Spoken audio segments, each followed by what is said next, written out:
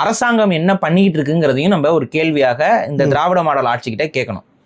ஒரு தமிழர் சிலம்பரசன்கிறவர் ஒரு கர்நாடக கொடி கட்டிட்டு வர ஒரு வண்டியை மடக்கி அவர் வந்து கேட்குறாரு. அது பேச்சுவார்த்தை முடிச்சுது. அதில் வந்து ஒரு ஒரு கன்னத்தில் அரைஞ்சிடாரு. அவர் ஒரு அறை தான், அது வேற எதுவுமே எக்ஸ்ட்ராலாம் அவர் அடிக்கல, இது பண்ணல, ஒரே ஒரு அறை.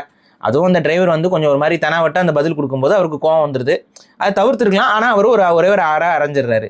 அதற்கு பின்னாடி காரணம் என்னன்னா, உங்களுக்கே தெரியும், கோயம்புத்தூர்லேருந்து போன ஒரு ஓட்டுநரை கர்நாடகக்காரங்க 8 பேர் அடிச்சாங்க. அந்த நிகழ்வு இங்கே தமிழ்நாட்டில் வரும்பொழுது இவர் வந்து இங்கே ஒரு ஆளை அறையிறாரு.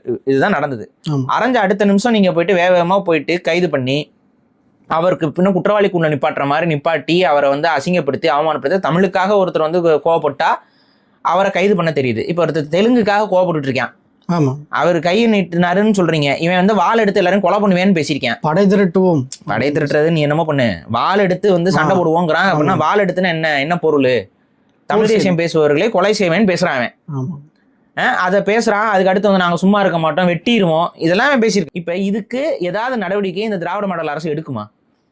இதுதான் நம்ம கேள்வி. அது எடுக்காது. ஏன்னா திராவிடம்னாவே தெலுங்கரை தான் அது குறிக்கும். நான் மட்டும் சொல்லல, அவரே சொல்லி, அந்த நபரே சொல்றாரு. அந்த பேட்டியில அந்த பேச்சுல நீங்க கேட்டீங்கன்னா, இங்க திராவிடம்னு எதிர்க்கிறாங்களே, இந்த திராவிடம்ங்கிறது என்ன? கன்னடரை குறிக்குமா இல்ல மலையாளியை குறிக்குதா? மலையாளியும் கன்னடம் தான் இங்க தமிழ்நாட்டுல ஆட்சி செஞ்சுக்கிட்டு இருக்கானா? அவரே சொல்றாரு. இந்த தெளிவா கேட்டுக்கோங்க. நீங்க எல்லாம் என்ன சொல்றீங்க, திராவிட இயக்கம்னா வந்துட்டு தெலுங்கர்கள், கன்னடர்கள், மலையாளிகள், துளுவர்கள், அதுக்கப்புறம் வந்து யாரெல்லாம் இருக்காங்களோ அவங்க எல்லாரும் சேர்த்துக்கிட்டு இருக்கிறது தான் திராவிடம்னு சொல்றோம். ஆனா இந்த நபர் சொல்றாரு, கன்னடரு மலையாளிலாம் இங்க அமைச்சரா இருக்காங்களா? அமைச்சரா இருக்கிறதெல்லாம் யாரு? நாம தான் தெலுங்கர்கள் தான். அதனால திராவிடம்னு சொல்லாத, தெலுங்கர்னே வெளிப்படையா சொல்லு. அதை தான் நானும் சொல்றேன். திராவிடம்னே சொல்லல, தெலுங்கர்கள் தான் நான் சொல்றேன்.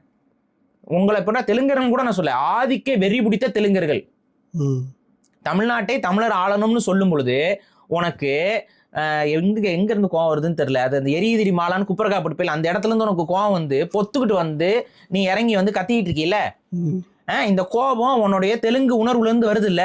இதைத்தான் நான் சொல்றேன். இந்த தெலுங்கு உணர்வு தான் எங்களுக்கு பிரச்சனை. நீங்க திராவிடனா இல்லடா, நீங்க தெலுங்கனா இருக்க. தெலுங்கர் ஆட்சி செய்யணும், தமிழ்நாட்டை தெலுங்கர் ஆட்சி செய்யணும், இதை நீ சொல்லிப்பாரு. இப்ப தமிழ்நாட்டை திராவிடர் ஆட்சி செய்யணும்னு சொல்லும் பொழுது குழப்பமா இருக்கா?